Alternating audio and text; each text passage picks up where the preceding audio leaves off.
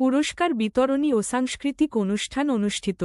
বীর মুক্তিযোদ্ধা মোহাম্মদ আজহার হোসেন বিশ্বের আলো টিভি।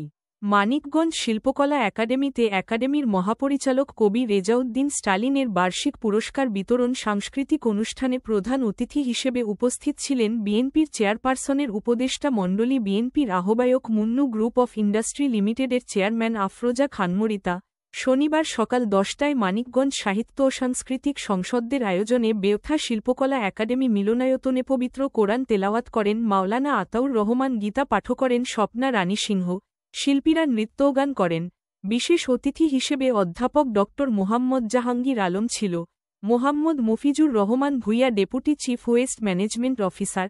স্বাগত বক্তব্যে নাসিমা আলমগীর। সভাপতিত্ব করেন ইঞ্জিনিয়ার মোহাম্মদ জাকির হোসেন।